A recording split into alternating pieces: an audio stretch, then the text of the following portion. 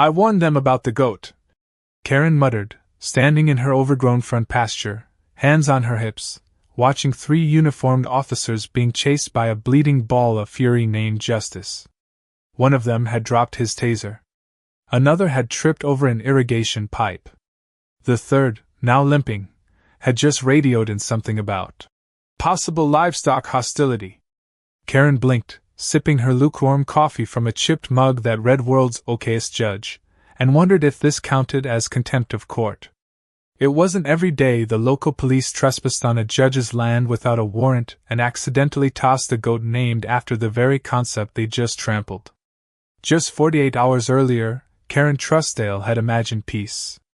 She'd packed her things, left the courtroom politics behind, and driven cross-country with nothing but a duffel bag, her cranky mutt Baxter, and a desire to reconnect with the quiet Wyoming land her father once ruled like a benevolent cattle baron.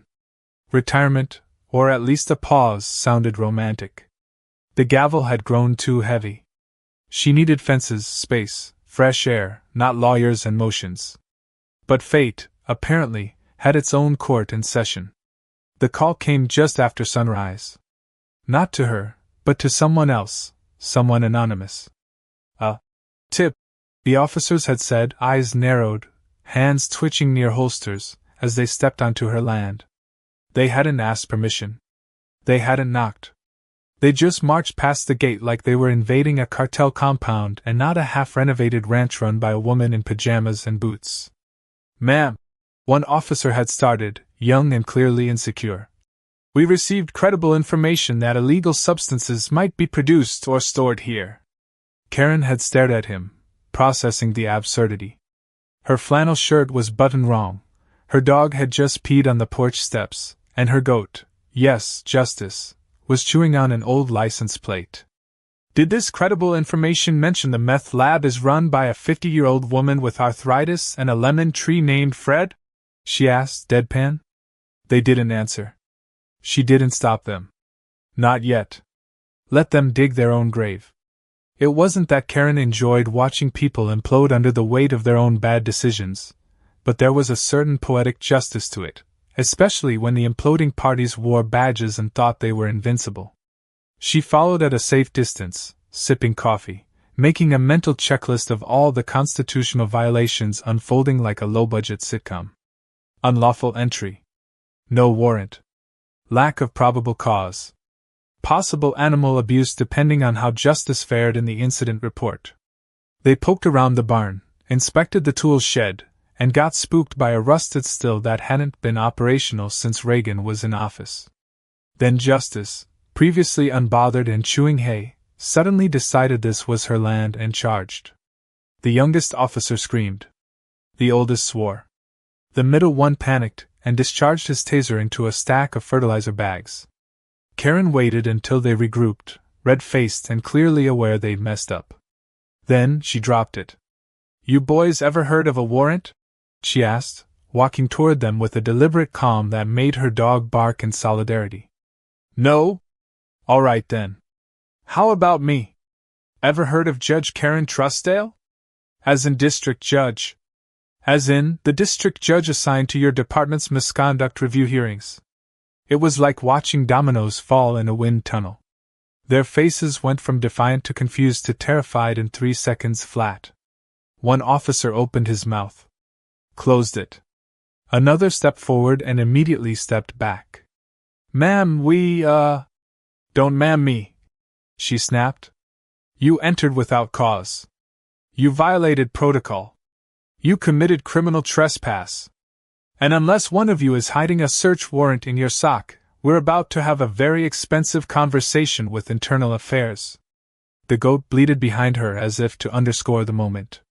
Karen let the silence hang. It was the kind of silence she'd mastered in the courtroom, the one that let people hear the echo of their own stupidity. Finally, the oldest officer pulled the others aside. They huddled like kids caught cheating on a test. She waited. Watched. Sipped her coffee. They returned 10 minutes later with apologies as half-baked as their investigation. "Sorry for the misunderstanding, Judge Truesdale," the youngest offered. "We were just following up on an illegal tip." With no authorization. On a private ranch owned by a sitting judge. Yes, I'm well aware, she interrupted, turning on her heel. Get off my property. Now. They scurried away like raccoons. Karen stood in the driveway long after their squad cars disappeared down the dirt road, the dust settling like smoke after a small war. Her dog sat beside her, tail wagging. Well, she muttered. So much for a quiet retirement. Later that afternoon, she sat on the porch, looking at her father's old land. Something gnawed at her. This wasn't a random tip. Someone had targeted her. They'd expected an easy mark, maybe a harmless farmer. Not the woman who'd once sentenced a congressman for tax fraud and who now had the authority to make or break every officer in Bellwood's jurisdiction. Her phone buzzed. A message from her former clerk, Mel. Retirement treating you well? Or did you already throw someone in jail? Karen didn't reply. She just looked toward the hills, where the sun was starting to dip behind the trees, and said aloud to no one in particular. If they think I'm going to roll over, they've clearly never read my rulings. Inside the house, the wind rustled the edge of an old manila folder left behind in her father's desk. She hadn't opened it yet. She would soon. But for now, she watched the road, wondering who else was watching her. Because the funny thing about justice was, it never stayed buried for long.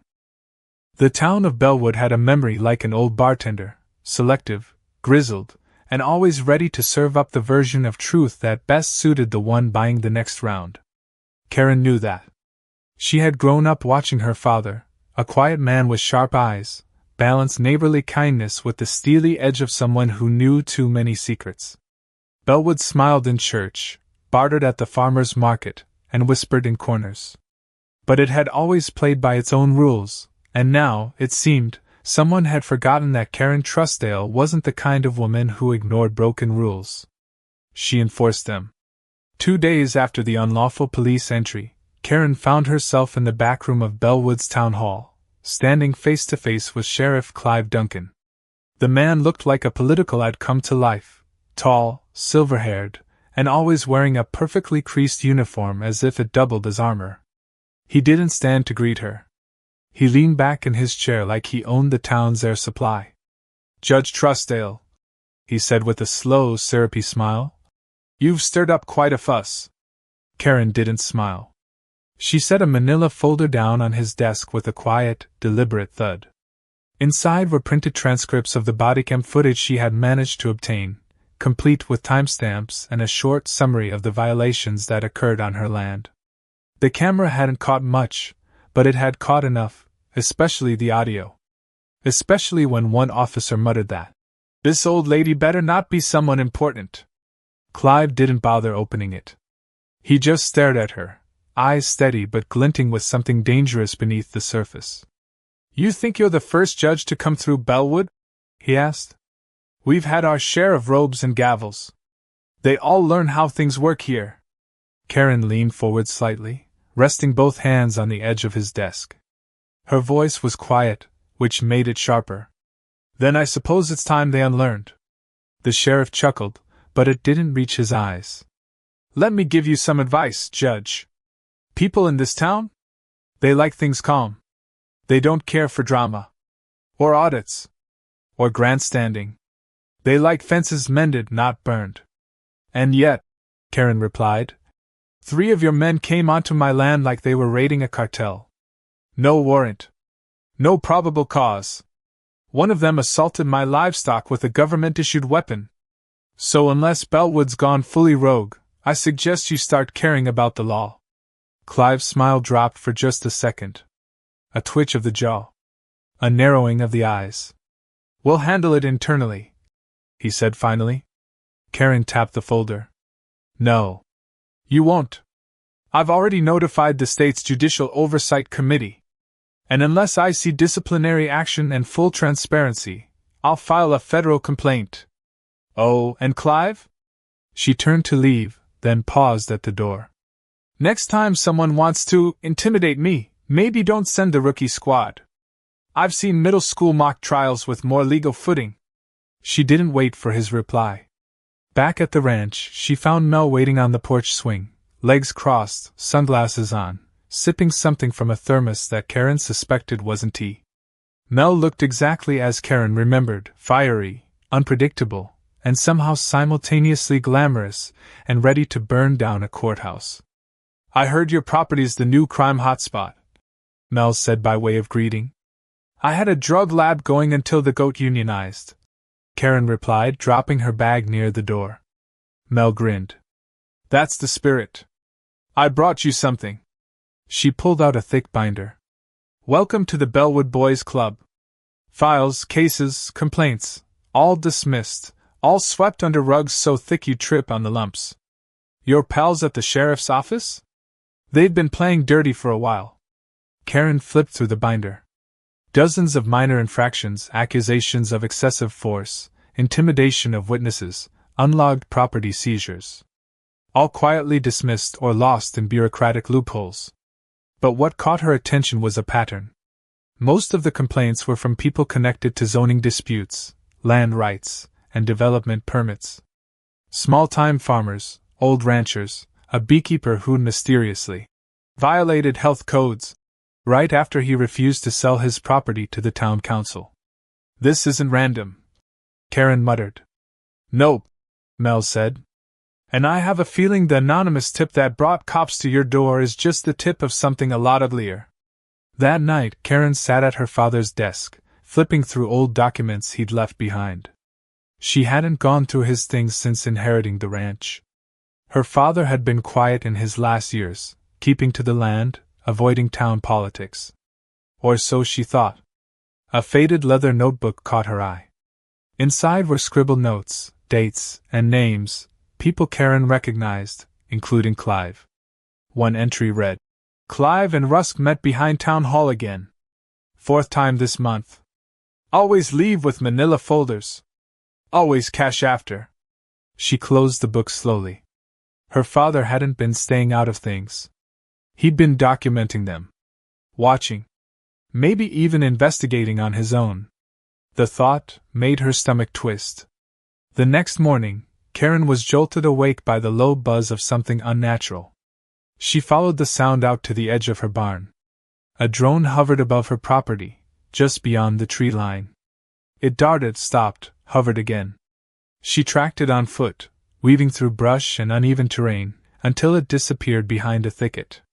There, half buried beneath dry leaves, she found a plastic casing, a receiver. It was linked to a frequency. Someone was monitoring her land. Not just watching, but recording. Someone wanted dirt. Or to create it. That afternoon, she drove into town and parked outside the Bellwood Council building. She didn't go in. Instead, she sat across the street in her car, watching as Councilman Rusk came out, talking animatedly with a man Karen didn't recognize. The man handed Rusk an envelope. It wasn't subtle. Nothing in Bellwood ever was if you looked closely. Karen snapped a photo with her phone, heart pounding. Something was happening beneath the surface of this town, and she'd only seen the first crack. But the real earthquake came 2 days later when she walked into the local diner for her usual coffee, and saw a familiar face seated at the back booth. Daniel Gray. Her ex-husband. Her least favorite person on the planet. And now, apparently, the newly appointed legal defense for the Bellwood PD. He looked up and smiled like the past 15 years hadn't happened. Well, he said. "Guess we're both back where it started." Karen didn't flinch. She walked straight past him, ordered her coffee, and sat at the counter. But inside, her stomach turned. This wasn't just about a bad tip or a trespass anymore. Someone was pulling strings, and now they'd brought in a professional manipulator. One she knew far too well. Karen Truesdale had come home for peace.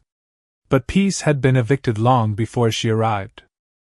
The problem with a town like Bellwood was that once it turned on you, it didn't just look away. It stared unblinking, pretending not to notice while subtly making you feel the weight of every judgmental glance. The grocery clerk who used to pack Karen's avocados just right now crushed her bread with a little more force. The woman at the feed store avoided eye contact completely. And at the church potluck, someone had the nerve to drop a plastic gavel into her macaroni salad. Karen didn't flinch, didn't retaliate, but she took note. People weren't confused anymore. They were being led. Someone had rewritten the narrative. Karen Trussdale, judge turned troublemaker, a city woman come back to tear apart good men in uniform. Sheriff Clive had gone public in the most calculated way possible. A press conference on the courthouse steps, flanked by hand-picked officers and 2 veterans in uniform for extra effect. He spoke of procedural misunderstandings and a regrettable overreach that's being addressed. But then, with his hand dramatically on his badge, he had slid into more venomous territory, talk of those who seek to destabilize trust in law enforcement, of powerful individuals trying to impose personal vendettas, and of a community that should stand with its protectors. No names, of course. But Bellwood wasn't subtle. And the gossip mill did its job. Karen had watched the broadcast from her kitchen, biting into burnt toast like it was a piece of evidence she needed to destroy.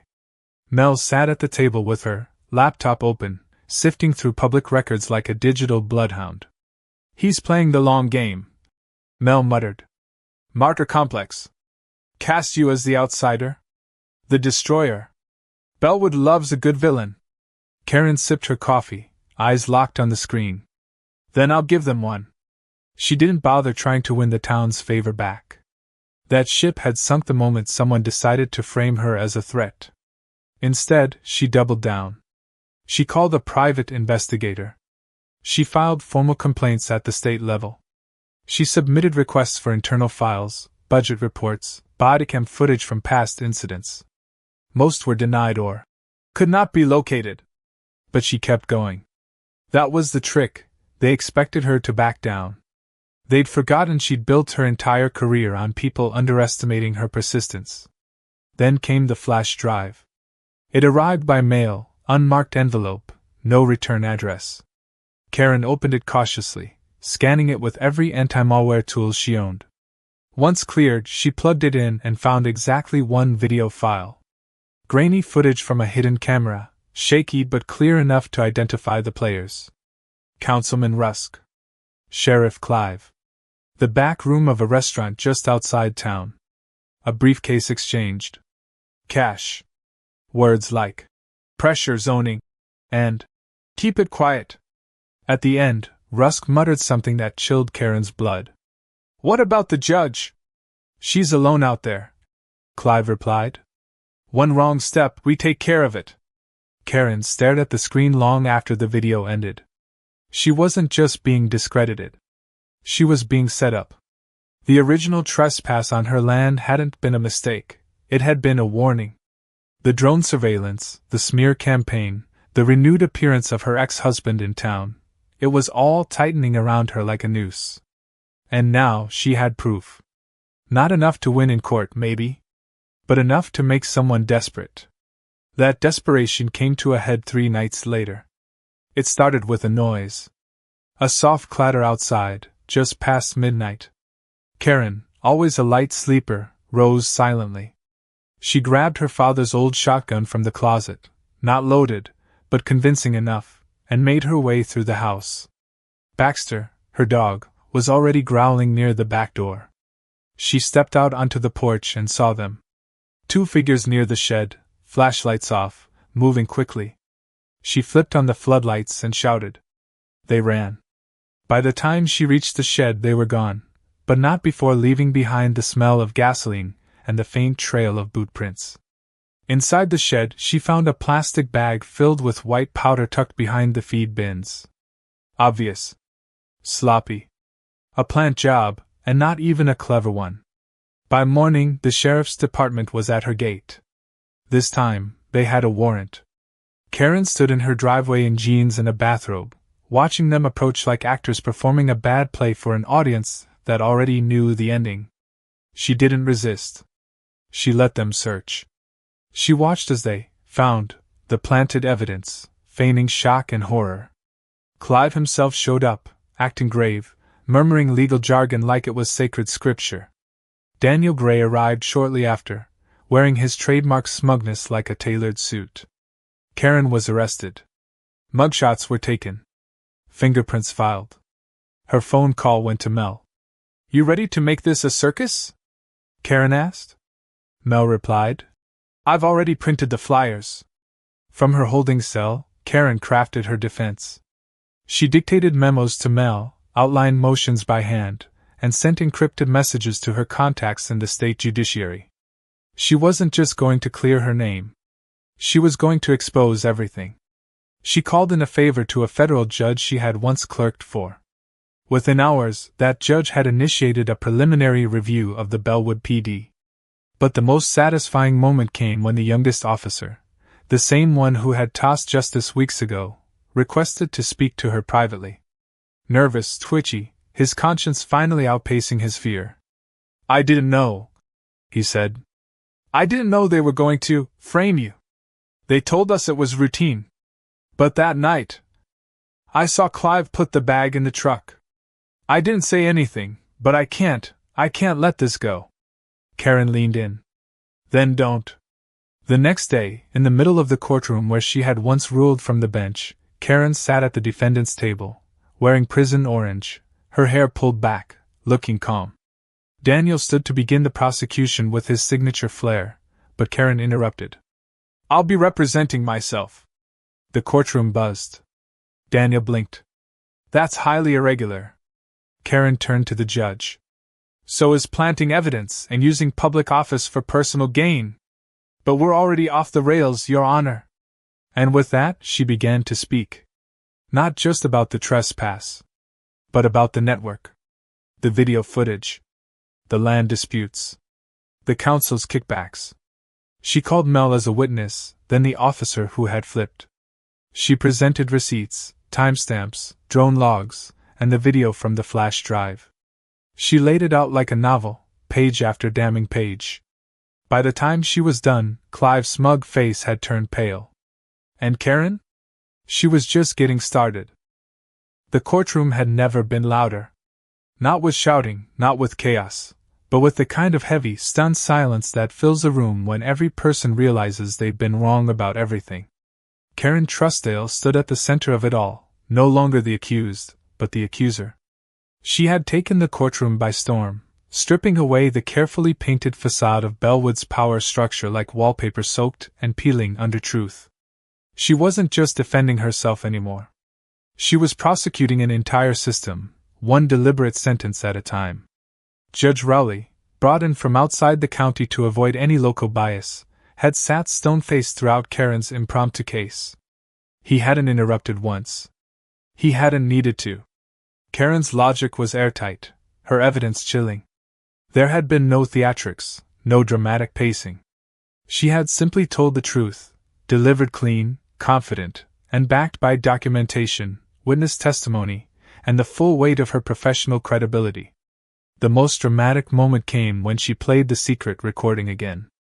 The video, though grainy, was unmistakable. Sheriff Clive accepting a briefcase of money. Councilman Rusk whispering about land deals. And the last line, Clive's voice saying, "She's alone out there.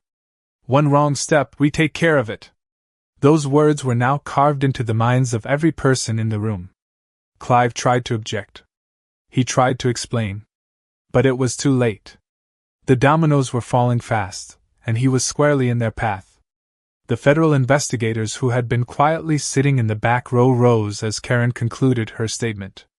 They approached the bench, whispered something to Judge Rowley, and were granted permission to proceed.